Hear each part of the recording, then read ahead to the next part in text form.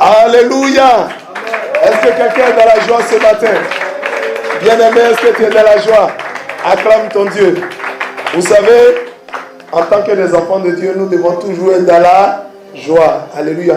Nous ne devons pas être tristes. L'apôtre Paul pouvait dire, vous n'avez pas reçu un esprit de timidité, mais un esprit de force. Alléluia. Dieu ne nous a pas donné un esprit de tristesse. Il ne nous a pas donné un esprit de timidité. Est-ce que le Saint-Esprit est triste? Est-ce que le Saint-Esprit est affligé? Jamais de la vie.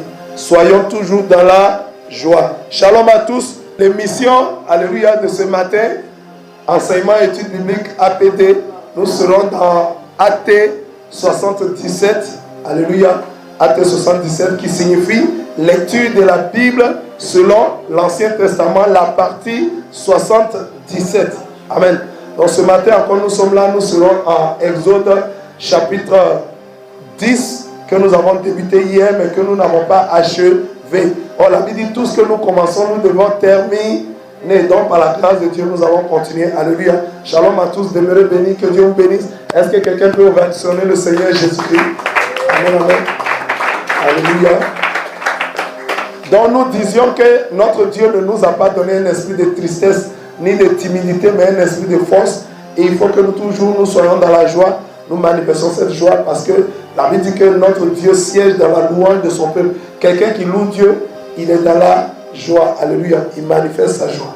Ce matin, donc, nous allons faire le rappel de AT 76. Qu'est-ce qu'on avait dit? Qu'est-ce qu'on avait dit à AT 76? Oui. Hier, on a vu quoi? Nous étions sur quelle plaie? Nous étions sur la 8e plaie. La 8e plaie qui est? Les sauterelles. Très bien. Qu'est-ce qu'on a dit à ce sujet hier comme leçon? Qu'on a... Donc, on avait dit comme leçon, après du premier verset de Exode 10, que Dieu est lent à la colère. On a dit Dieu est riche en bonté et lent à la colère, qui ne veut pas la mort du méchant. Oui, allons-y. Fort. Il ne veut pas la mort du méchant. Voilà. C'est pourquoi à chaque fois il répétait par Moïse dit à Aaron, il dit à Pharaon. Il dit allez lui dire encore, qui laisse aller mon peuple. Il dit allez dire encore au Pharaon, qui laisse aller mon peuple. Allez dire à Pharaon, pourquoi Dieu insiste. Il a dit lui-même, si j'étends ma main sur moi, tu es mort. Mais il n'étend pas sa main, mais il continue d'encourager le Pharaon à laisser son peuple, à libérer son peuple. On a dit quoi? Libérer le peuple de Dieu, c'est l'image de quoi? C'est le symbole de quoi? De la délivrance. Quel genre de délivrance Dieu veut pour son peuple? Est-ce que Dieu veut une délivrance apparente, un semblant de délivrance? Alléluia. Est-ce que Dieu veut une fausse délivrance? Est-ce que Dieu veut une délivrance à moitié? Dieu veut quel genre de délivrance? Une délivrance totale. Que son serviteur, que son enfant soit totalement délivré. La Bible dit nous sommes sauvés pour servir. Dieu veut notre délivrance totale pour qu'on puisse mieux le servir. Quelqu'un qui n'est pas totalement délivré, il est retenu encore. C'est comme s'il est retenu en arrière par des cordes, par les liens de famille, par les liens de sang. Alléluia. Il est encore retenu. Le diable encore l'accuse. Quelqu'un comprend? Amen, amen. Donc il est important que nous recevons une délivrance totale qui concerne quoi? La délivrance du corps, de l'âme, la totalité de notre être. On doit être totalement délivré. Corps, âme et esprit. Amen, amen. Très bien. Donc on était à la 8e plaie. Qu'est-ce qu'on a dit d'autre comme leçon? On avait aussi dit que Pharaon était en train de maudire le peuple. Et on a retenu comme cela qu'une malédiction sans cause n'a point d'effet. Très bien. Hier, acclamons le Seigneur. Acclamons le Seigneur. Pharaon qui est un mystique, alléluia, il a maudit hier le peuple de Dieu. Il a dit, il y a le malheur devant vous. Hein. Le malheur vous attend. Alléluia. Est-ce que quitter l'Égypte correspond au malheur? Hein? Au contraire même. Quand tu quittes l'Égypte, l'Égypte c'est le symbole du monde. Quand tu sors du monde, tu t'en vas rencontrer Jésus, tu vas vers Dieu. Mais Pharaon dit, si vous voulez quitter l'Égypte, il y a le malheur qui vous attend devant là-bas. C'était une forme de malédiction. Or, la Bible dit, la malédiction sans cause n'a pas d'effet. Alléluia. La malédiction sans cause n'a pas d'effet. En plus de cela, la Bible nous dit en Galates 3, verset 13-14, la Bible dit quoi? Christ nous a déjà rachetés de toute malédiction de la loi, s'étant fait malédiction pour nous. Jésus-Christ est devenu malédiction en notre place. Alléluia. Jésus a fait plusieurs choses dans le spirituel, dans l'esprit. Le salaire du péché, c'est la mort. Jésus n'a jamais péché. C'est nous qui avons péché. Donc, c'est nous qui devions mourir. Jésus est venu prendre notre mort. Et lui, il a quoi? Il est la vie. Il a pris notre mort. Il nous a donné sa vie. Amen, amen. Quand un homme pêche, il a des malédictions. Jésus a pris nos malédictions. Alléluia. Et il nous a donné quoi? Sa bénédiction. Lui, il est béni éternellement. Il nous a donné sa bénédiction. Il a pris notre mort. Il nous a donné sa vie. Alléluia. Celui qui pêche, il a des souillures. Alléluia. Oh, Jésus est comment? Jésus est saint. Jésus a pris nos souillures, nos corruptions, nos saletés et il nous a donné sa sainteté. Il a pris les trois choses qui étaient nous, il nous a donné ce qui était sur lui. Donc Jésus a fait le remplacement. Il a pris, quand Jésus nous donne sa sainteté et il prend nos souillures, il fait quoi? Nous on est à quelle place? Nous sommes dans la souillure. Mais Jésus va là-bas, il va la souillure et nous mettre dans la sainteté. Il a pris notre place. Il prend notre mort, il nous donne sa vie. Il a pris notre place. Alléluia. Amen, amen. Jésus a pris notre place. Prendre la place de quelqu'un, c'est plus. Jésus a pris notre position. Est-ce que notre position était bonne? Jésus a une excellente condition. Mais il nous donne sa bonne condition et il prend pour nous. C'est un acte de quoi? C'est un acte de grand amour. Est-ce que toi tu peux mettre ça? Chaque fois que quelqu'un est dans une mauvaise position, même quand on conduit des voitures, on voit, chacun veut être à la meilleure place. Chacun veut être devant. Chacun veut passer le premier. On ne veut jamais laisser l'autre. C'est nous, on veut être toujours bien. Est-ce que c'est ce que Jésus a fait? Amen. Les hommes de ce monde, ceux qui vont encore chez les féticheurs, c'est pas bon d'aller chez les féticheurs, c'est pas bon d'aller chez les marabouts, puisque ce sont des agents des ténèbres. Dès lors que tu mets le pied chez eux, ils te connectent avec le monde des ténèbres. Ils te mettent en contact avec le monde de Satan, qui est un monde de malédiction qui ne va pas t'arranger. Amen, amen. Amen, amen. Mais quand tu vas chez ces personnes, ils vont te dire, il faut envoyer un poulet, j'ai tué, il faut envoyer un mouton. Ils ne vont jamais se tuer eux-mêmes. Ils ne vont jamais couper leurs bras pour toi. Mais Jésus a fait quoi? Jésus a pris notre mort. Il a pris nos malédictions. Il a pris nos souillures et il nous a donné tout ce qui est bon en lui là. Il nous a donné. Qui peut faire ça? On dit, viens prendre la place de ton pire ennemi pour que tu meurs et lui soit bien. Personne ne peut accepter ça. Alléluia. Amen, amen. L'amour de Dieu est un amour incomparable. C'est ce que Jésus a fait pour nous. Gloire à Jésus. Acclamons l'amour de Jésus. Acclamons la puissance.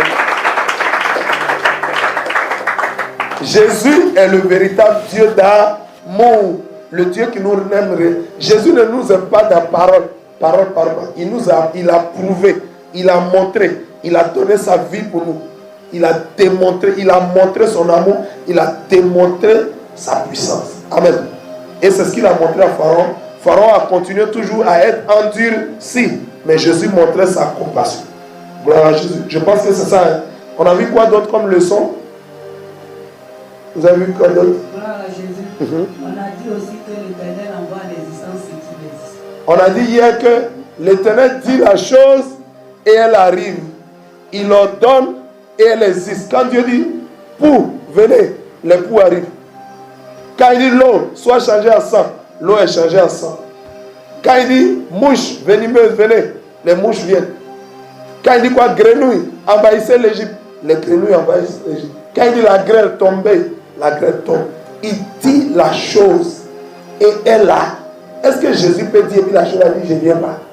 Jésus n'a pas de problème à elle, il a des problèmes à elle, l'homme lui seul. C'est l'homme qui n'obéit pas à Dieu. Sinon, tous les éléments de la création, quand Dieu ordonne, les éléments obéissent. Quand Jésus était les disciples sur la mer, quand il y avait Jésus dit allez, ça suffit. La mer s'est calmée. Silence total. Silence absolu. Mais quand toi qui es homme, quand Jésus te parle, je ne vais pas. Jésus te parle, je ne fais pas. Jésus a un problème seulement avec l'homme. Sinon, les éléments, même les démons, les esprits impurs, les anges déchus, les anges rebelles. Quand Jésus parle, ils obéissent. Ils obéissent. Gloire à Jésus. Acclame la puissance de la parole de Dieu. Acclame la puissance de Jésus. Alléluia. Gloire à Jésus. Amen, amen.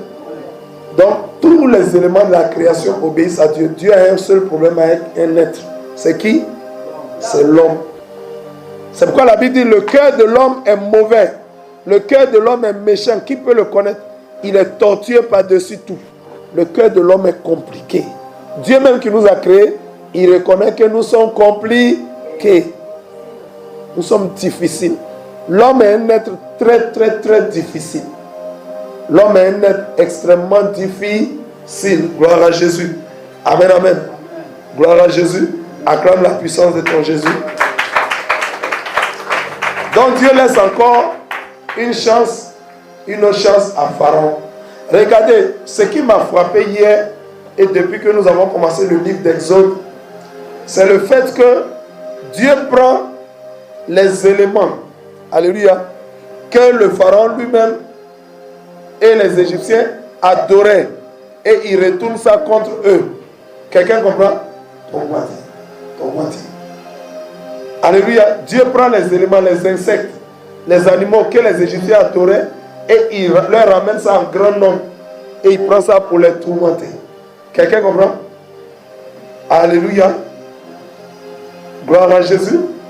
Allez, ça m'a beaucoup frappé puisque l'Éternel Dieu a montré à Pharaon que vous adorez la grenouille. La grenouille ne peut pas vous sauver. Alléluia. Vous adorez le Nil, le fleuve Nil. Ça ne peut pas vous sauver. Imaginez-vous, Pharaon avait combien de dieux? Pharaon avait combien de dieux? Il avait de nombreuses divinités. C'est pourquoi la Bible dit ce n'est pas le grand nombre qui sauve le roi. Ce n'est pas une grande armée qui sauve le roi. Nous, on n'a qu'un seul Dieu. Pharaon avait plus de 300 divinités. Mais Moïse et Aaron avaient un seul Dieu, l'Éternel des armées, Jésus-Christ de Nazareth. Alléluia. Amen, amen. Ce n'est pas une affaire de nombre. Alléluia. Ce n'est pas une affaire de nombre. C'est une affaire de nom. Ce n'est pas une affaire de nombre.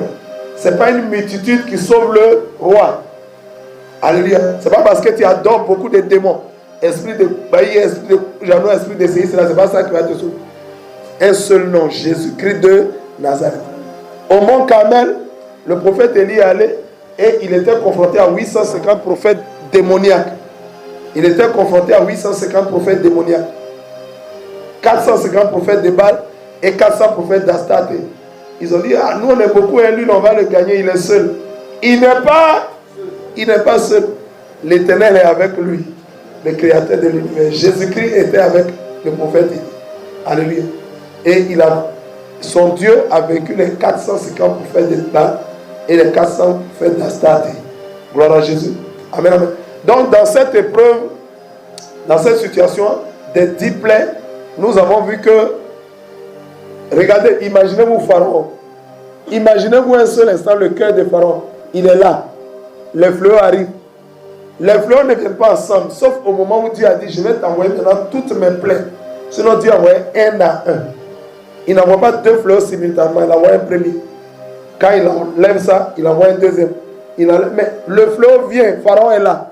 Quand le fléau tourmente tous les Égyptiens, Pharaon regarde autour de lui. De nombreuses statues. Statues ici, statues là, statues là, statues là. Mais Pharaon ne regarde pas. Imaginez-vous la pensée. Tous ces grosses statues-là ne peuvent rien faire pour moi. Vous êtes là, vous servez à quoi? Vous ne pouvez pas m'aider? Vous ne pouvez pas me sauver? Regardez les esclaves, leur Dieu, ils me tourmentent. Mais vous, mes statues, vous faites quoi pour moi? Est-ce que quelqu'un peut réfléchir à ça? Il était au milieu de nombreuses statues. Des statues incapables, des statues limitées, des statues qui ne peuvent rien, qui ne savent rien, qui ne font rien. Gloire à Jésus. Imaginez-vous la pensée de Pharaon et puis des Égyptiens. Mais depuis que l'Égypte existe, nous adorons ces démons. Mais aujourd'hui, un Dieu est tombé sur nous. Mais tous ces statues ne peuvent rien nous faire. Elles ne peuvent pas nous aider. Elles sont incapables. Alléluia. Mais quand tu te rends compte que tes statues ne peuvent pas t'aider, tu fais quoi? On a souvent l'habitude de dire, on ne change pas une équipe qui gagne. Mais une équipe qui ne gagne pas, on fait quoi? Une équipe qui ne gagne pas, on fait quoi? On doit la changer. Si toi, Pharaon, et vous les Égyptiens, vos dieux qui sont nombreux, sont totalement inefficaces, ne peuvent rien faire contre le Dieu d'Israël, le Dieu éternel qui s'appelle Jésus-Christ de Nazareth, qu'est-ce que vous faites? te rallier. Aïe, vous devez vous rallier. Si vos démons ont des bouches mais ne parlent pas, si vos démons ils ont des oreilles mais n'entendent rien, si vos démons ont des yeux mais ne voient pas, ils ont des pieds mais ne peuvent se déplacer devant le roi de gloire, Jésus-Christ de Nazareth, c'est mieux de changer. Abandonnez-les. Alléluia. Abandonnez-les. Abandonnez leur adoration et venez à Jésus. Abandonnez leur adoration et venez à l'Éternel des armées. C'est l'une des leçons très importantes de l'étude des 10 plaies, alléluia, de l'Égypte. Les 10 plaies contre l'Égypte. Les 10 fléaux, les 10 maladies, les 10 malheurs. Pas les 10 maladies, mais les 10 malheurs que l'Éternel a envoyés. C'est l'une des leçons. Si tu fais quelque chose qui ne règle pas ton problème, il faut changer. Alléluia. Il faut changer. Il faut chercher l'Éternel. Et si tu le trouves, tu seras sauvé. Gloire à Jésus. Quelqu'un acclame la puissance de la parole de Dieu. Rapidement, on va continuer. Je pense que c'est l'essentiel des leçons d'hier. Continuons. Exode 10, on s'était arrêté à quel verset hier? Verset 21. Amen, amen. Nous continuons. Prenons nos Bibles. Exode chapitre 21 à partir du verset 22. Exode 10, excusez-moi. Exode 10, excusez-moi. Exode chapitre 10 à partir du verset 22. On va commencer par le verset 21. L'Éternel dit à Moïse, étends ta main vers le ciel et qu'il y ait des ténèbres sur le pays d'Égypte et que l'on puisse les toucher. Il dit, étends ta main et qu'il y ait des ténèbres dans le pays d'Égypte et que l'on puisse les toucher. J'aimerais vous dire, au commencement, la Bible dit en Genèse 1:1, au commencement, Dieu créa les cieux et la terre. Les cieux, c'est l'image de quoi? Du monde spirituel. La terre, c'est l'image de quoi? L'image du monde physique. La Bible dit, alléluia, quand vous prenez Genèse 1, la Bible continue pour dire quoi? Je lis Genèse 1. La Bible dit, la terre était informée vide et il y avait des ténèbres à la surface de l'abîme. Et l'Esprit de Dieu se mouvait au-dessus des eaux. Dieu dit que la lumière soit et la lumière fut. Ici, nous avons deux réalités. On a quoi? La lumière et on a les ténèbres. La lumière, ça symbolise quoi? La Bible dit Dieu est lumière. Et les ténèbres, ça symbolise quoi? Ça symbolise le monde des ténèbres. Ça symbolise Satan et ses démons. Regarde, allons au verset 4. Dieu vit que la lumière était bonne. Et Dieu sépara la lumière d'avec les ténèbres. Genèse 1, verset 4. Donc, Dieu voit que la lumière est meilleure. Et il fait quoi? Il sépare lumière et ténèbres. Depuis ce jour-là, depuis ce jour, Genèse 1, verset 4, lumière et ténèbres ne peuvent plus cohabiter. Si la lumière n'est pas là, les ténèbres s'installent. Si les ténèbres sont déjà là, que la lumière arrive, les ténèbres font quoi? Elles doivent plier bagage. Puisque les deux ne peuvent plus cohabiter. Au commencement, à l'origine, Dieu les a séparés. Vous rentrez dans une chambre, il fait noir dans la chambre. Vous allumez le contact, vous mettez le contact. Dès que la lumière s'allume, qu'est-ce qui se passe? Les ténèbres s'éclissent, l'obscurité disparaît. L'obscurité s'en va. Alléluia. C'est l'image du monde spirituel. Donc on voit dans Exode, alléluia, l'Égypte classique, l'Égypte dans l'esprit, je ne parle pas de l'Égypte en tant que pays physique, mais l'Égypte spirituelle. D'abord l'Égypte physique, et maintenant au plan spirituel, l'Égypte représente la magie, la sorcellerie, le monde des ténèbres, représente le monde et tout ce qui est dans le monde. C'est pourquoi Dieu dit, n'aimez pas le monde, sortez de l'Égypte. C'est pourquoi Dieu a envoyé Moïse pour faire sortir son peuple de l'Égypte.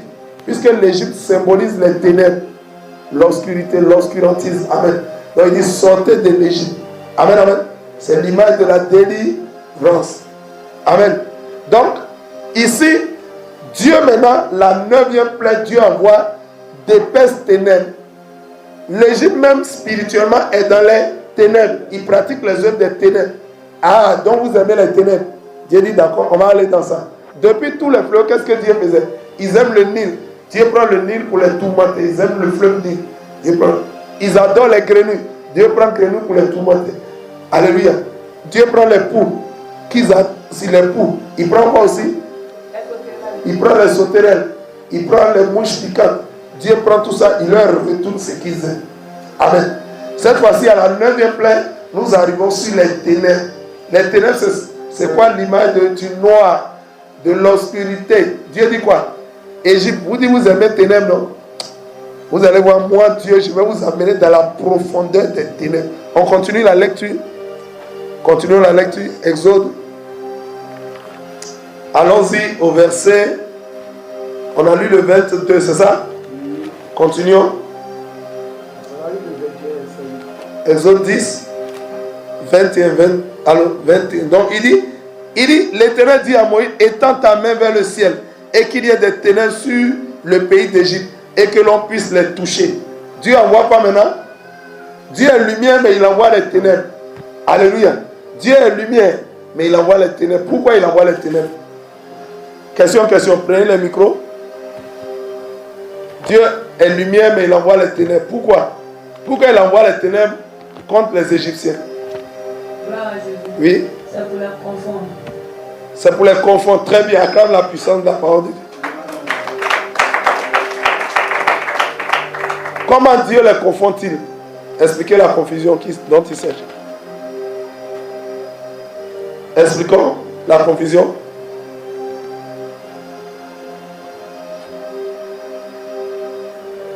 Alléluia, on y va. Tu aimes ténèbres, non? Dieu va t'installer dans la profondeur même de ça. Tu aimes ténèbres. Dieu dit, il va t'envoyer dedans. Amen, amen. Dieu va t'enfoncer dedans. Avant de lire le texte, retournons. On va bien comprendre. Retournons à Exode 10. Continuons la lecture biblique. Quand l'Éternel Dieu dit, il dit d'Égypte, et que l'on puisse les toucher. Qu'il y ait des ténèbres et que l'on puisse les toucher. Ténèbres qu'on peut toucher. Ténèbres qu'on peut toucher. Continuons la lecture. Moïse étendit sa main vers le ciel et il eut d'épaisses ténèbres. Épaisse c'est quoi? Qu'on parle d'épaisseur. D'épaisses ténèbres. Des ténèbres volumineuses. Des ténèbres très grandes. Alléluia. Il eut d'épaisses ténèbres dans tout le pays d'Égypte pendant 3 jours. Alléluia. On ne se voyait pas l'un l'autre en temps normal. En temps normal, quand Dieu a créé le monde, il a créé l'univers, il a fait quoi? Il a créé des luminaires. Il a créé les grands luminaires, il a créé les petits luminaires. Les luminaires, c'est comme des lampadaires. Lampadaires qu'on met dans nos rues, là, c'est Dieu qui a commencé ça.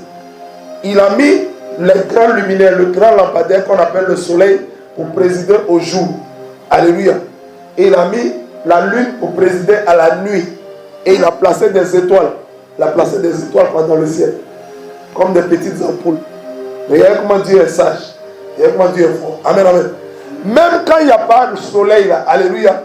Quand le soleil est caché. Amen, amen. La lune au moins éclaire la nuit.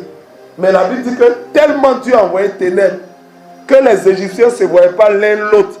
Vous voyez, dans nos villages, quand il n'y a pas encore d'électricité dans le village, alléluia, malgré ça, les villageois vivent dans le village.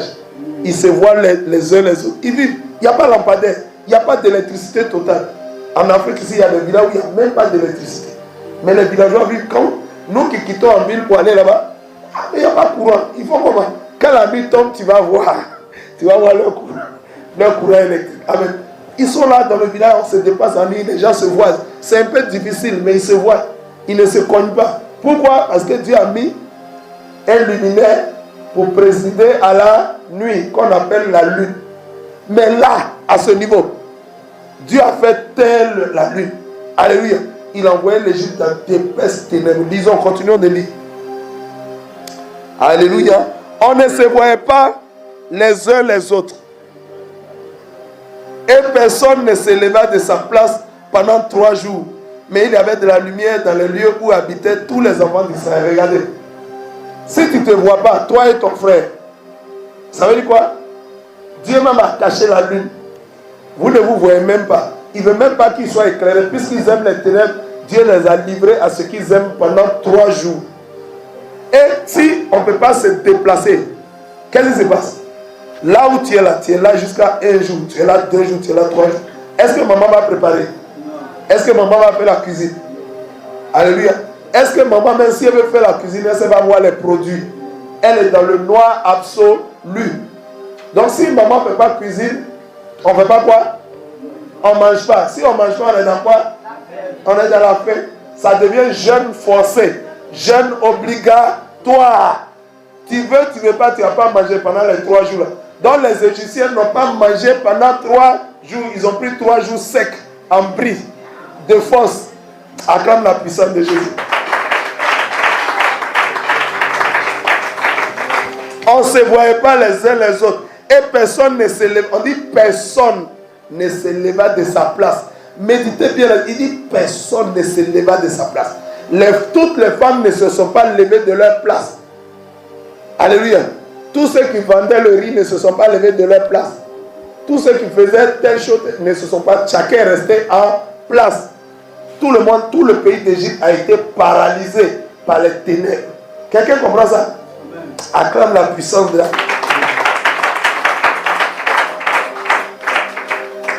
Alléluia. On ne se leva pas pendant 3 jours. Mais à Goshen, le pharaon envoyait des gens, des émissaires, des espions. Allez voir à Goshen. Il va à Goshen, lumière.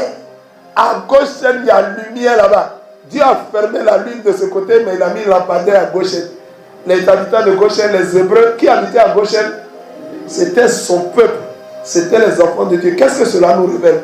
Dieu protège ses enfants. Dieu aime ses enfants. Dieu les protège. Dieu les garde. L'ange éternel campe autour de ceux qui craignent Dieu et les arrache de tout danger. Psaume 34, verset 8. Psaume 34, verset 8. Amen, amen. C'est l'image de la protection de Dieu qui ne nous fait jamais défaut. Alléluia. Dieu fait pleuvoir sur les bons, sur les mauvais. Mais il y a des moments où Dieu marque la distinction. Il dit, vous verrez de nouveau la différence entre ceux qui me servent réellement et ceux qui ne me servent pas. Amen, amen. Continuons. Continuons. Et la Bible dit quoi? Dans le verset 24 net. Pharaon appela Moïse. Pharaon appela qui? Haï. 3 jours de ténèbres. 3 jours sans manger. Pharaon même a eu faim pendant 3 jours. Il dit, appelez-moi Moïse rapidement. Je ne peux plus supporter la faim. Appelez Moïse. Alléluia. Pharaon appela Moïse et dit, allez, servez l'Éternel. Il n'y aura que des brebis et des bœufs qui resteront. Et vos enfants pourront aller avec vous. Au début, la dernière fois, Pharaon a dit quoi? Vous les hommes partez, mais les femmes n'ont qu'à rester. Avec les enfants. Aïe, un homme peut aller et laisser derrière sa femme et ses enfants. Il va toujours revenir en Égypte. C'est même pas délivrance même qu'elle a, c'est pas délivrance. Il va revenir encore en Égypte. Amen, amen. Maintenant, cette fois-ci, quand Dieu a plongé Pharaon dans les ténèbres, Pharaon dit, bon, les gars, pardonnez, prenez vos femmes, vos enfants, il faut partir avec eux. Amen. Mais encore, il pose un mais. Il pose une condition, il dit, laissez vos bœufs et vos brebis. Les bœufs, les brebis, ça symbolise quoi? Un bœuf. Le bœuf est comment? Il est gros. La brebis est comment? Elle est petite. Donc, ici, Pharaon parle des grandes bénédictions et des petites bénédictions. Ta petite bénédiction, ça n'a qu'à rester en captivité, en prison en Égypte. Ta grande bénédiction, tes grandes richesses, ça n'a qu'à rester en Égypte. Où est-ce qu'il y a des chrétiens qui deviennent chrétiens, mais ils sont toujours pauvres? Le diable a retenu, le pharaon a retenu tes bœufs et tes moutons, tes grandes bénédictions et tes petites bénédictions. Il a tout retenu là-bas. Gloire à Dieu. Il dit, partez, mais laissez ici vos bœufs et vos moutons. Les bœufs, c'est les grandes bénédictions, les moutons, c'est les bénédictions moyennes. Il dit, laissez tout. Ce qui est sur bénédiction, ça n'a qu'à rester. Comment on peut appeler ça une délivrance? Tu es délivré, mais tes bénédictions restent en Égypte. Ce n'est pas bénédiction qu'elle a. Alléluia. Les bœufs et les brebis, c'est ce que les Israélites prenaient pour adorer leur Dieu. Puisque Jésus n'était pas encore venu, il continuait d'immoler les bœufs et les moutons. Les bœufs, c'était pour les péchés des pasteurs, des hommes de Dieu. Et les moutons, c'est les péchés du peuple de Dieu. Quand un disciple pêche, on dit envoie un mouton. Si c'est le pasteur lui-même qui a péché, on dit, Dieu dit quoi? Il faut envoyer un bœuf, il faut envoyer un taureau. Donc, Israël est là, ils habitent dans la maison. Dieu dit, bâtissez-moi une maison. Et il y a les 12 tribus sont autour de l'arche de l'alliance, autour du tabernacle. 3 tribus ici, 3 tribus ici, 3 tribus là, 3. L'arche à 4 côtés. 3 tribus là, 3 tribus, 3 tribus, 3. Ça fait 12 tribus. Amen. Souvent, de matin jusqu'au soir, les Israélites viennent à un mouton. Si tu veux approcher de Dieu, tu envoies un mouton. Si tu veux demander pardon à Dieu, tu envoies un mouton. Si tu veux te repentir pour que tes péchés soient couverts, pas ôtés, mais couverts, tu envoies un mouton. Quand on voit un bœuf rentrer là, tout le monde attrape sa tête. Les gars, bœuf est venu, hein. Bœuf est venu, qui a péché? Bœuf est venu, qui a péché? C'est un pasteur, un homme de Dieu. Quand bœuf rentre là-bas, on dit, il y a un homme de Dieu qui a péché. Parce que quand les pasteurs pêchent, toi tu connais la parole de Dieu. C'est pourquoi Jacques dit, ceux qui enseignent seront jugés plus sévèrement. Toi tu es un homme de Dieu, tu connais la parole de Dieu, tu t'es empêché. Il faut envoyer un bœuf. Alléluia. Donc quand un bœuf rentrait là-bas, on savait que c'est un serviteur de Dieu qui a péché. Tous les fidèles, tous les Hébreux attrapent les gars, bœuf est venu. Hein. Les vieux Mogomens sont dedans. Acclame la puissance de la parole de Dieu. Gloire à Jésus. Donc quand ils péchaient, ils envoyaient un animal pour immoler l'animal. Mais qu'est-ce qui s'est passé? Pharaon dit, laissez vos bœufs et laissez vos moutons. Ça équivaut à quoi dans le spirituel? Pharaon veut un peuple qui est... Pharaon ne veut pas qu'on soit délivré. Pharaon, c'est l'image du diable. Il s'oppose à toute délivrance des hommes. Mais si tu veux être délivré, il te donne un semblant de délivrance. Il faut être délivré, mais laisse tes moutons, tes bœufs. Ça veut dire que tu es délivré, mais tu ne vas plus donner une bonne adoration à Dieu. Puisqu'en ce temps, pour que les sacrifices montent, il fallait immoler, il fallait égorger un animal et l'immoler, faire un holocauste. Un sacrifice qui va monter avec l'encens, l'odeur agréable va monter vers Dieu. Alléluia. Mais il dit laisse tes moutons. Donc tu vas faire des sacrifices sans immoler un animal. C'est une fausse adoration, une mauvaise adoration. C'est quoi le diable veut que on adore Dieu dans la religiosité, qu'on soit des chrétiens religieux. Alléluia. C'est pourquoi il dit laissez vos moutons. C'est un mouton on a adoré en ce temps. Si tu bloques nos moutons, comment on va adorer Dieu? Pharaon veut une délivrance, une adoration fausse. C'est pourquoi quand Jésus est venu en Jean 4, il a dit à la femme samaritaine, l'heure est venue. Alléluia. Alléluia. L'heure est venue où les vrais adorateurs doivent adorer Dieu en esprit et en vérité. Une adoration en esprit et en vérité, c'est quoi une adoration en vérité? C'est une vraie adoration. C'est une adoration totale. Mais le diable voulait un semblant d'adoration. Allez, on dit on s'en va, on veut sortir pour aller adorer. Tu dis allez adorer, mais laissez vos moutons. Comment on va adorer Dieu? Amen. En laissant aussi leurs moutons, leurs bœufs, c'est une délivrance avec des choses retenues en arrière. Est-ce que c'est une vraie délivrance? Tu es délivré, mais tu es toujours dans la misère. Tu es délivré, tu es dans la pauvreté. Tu es délivré, 5 francs ne peuvent même pas tomber dans ta.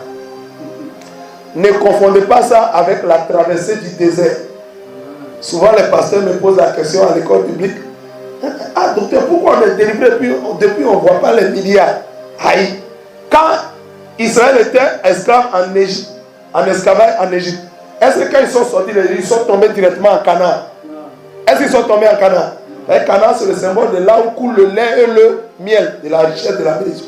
Mais quand ils sont sortis, ils sont directement tombés à Canaan. Il a fallu quoi? La traversée le désert qui est symbole de quoi? Il y a beaucoup de nourriture dans le désert.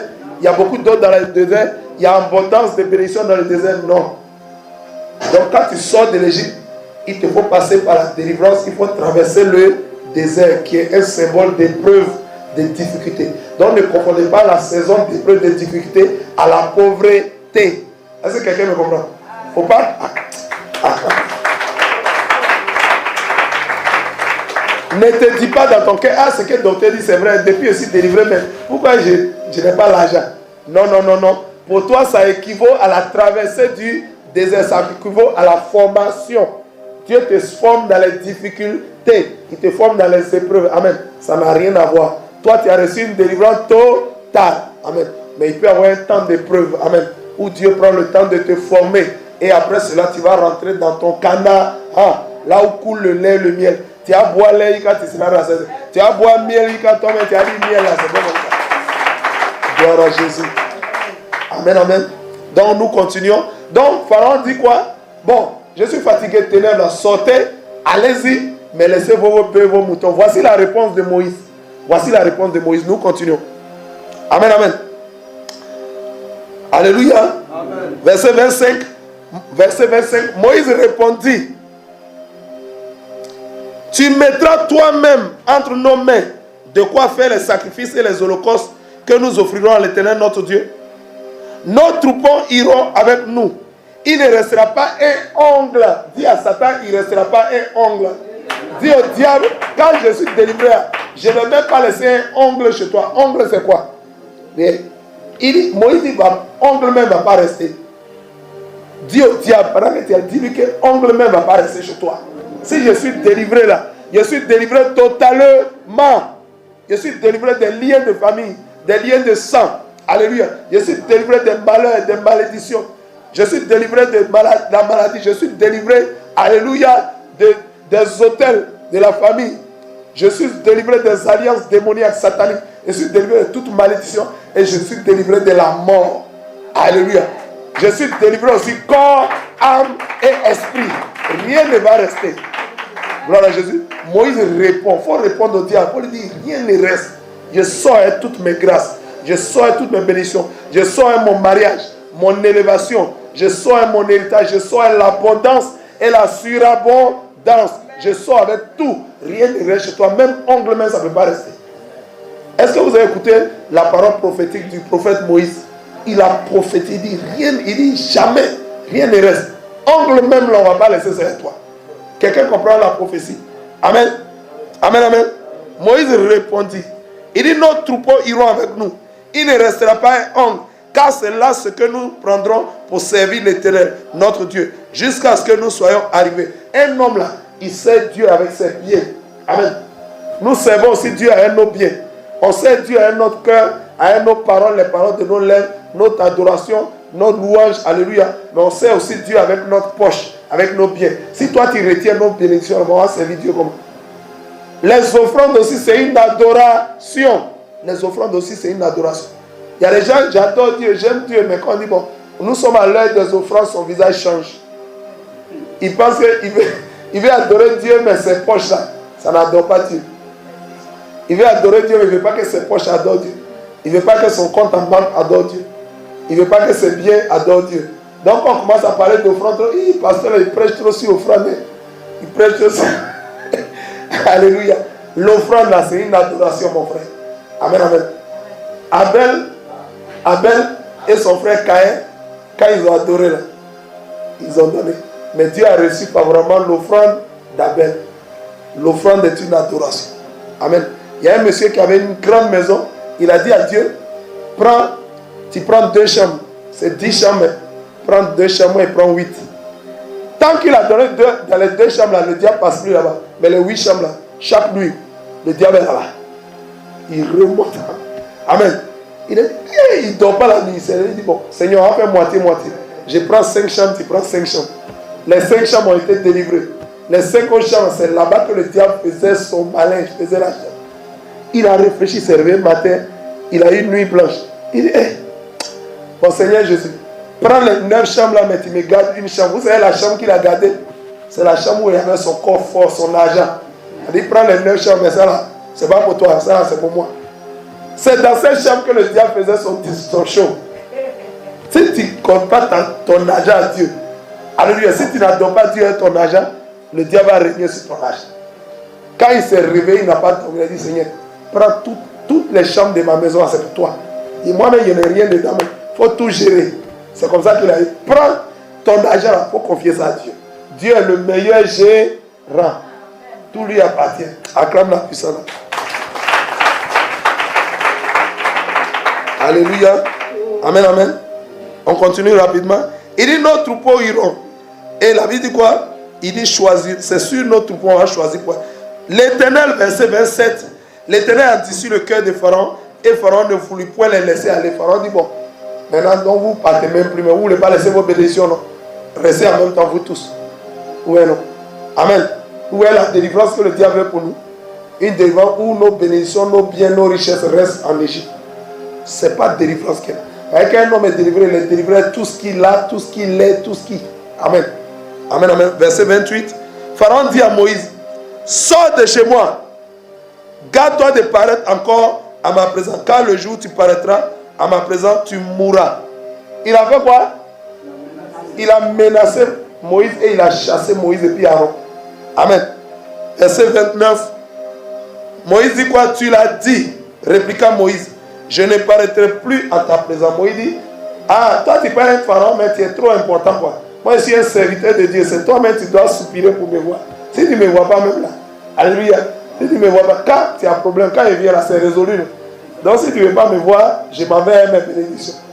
Moïse dit, si tu me vois, c'est une grâce pour toi. Parce que je suis un serviteur de Dieu. Et en tant que serviteur de Dieu, je transporte la présence de Dieu. Si tu ne veux plus me voir, c'est que tu ne veux plus avoir la présence de Dieu.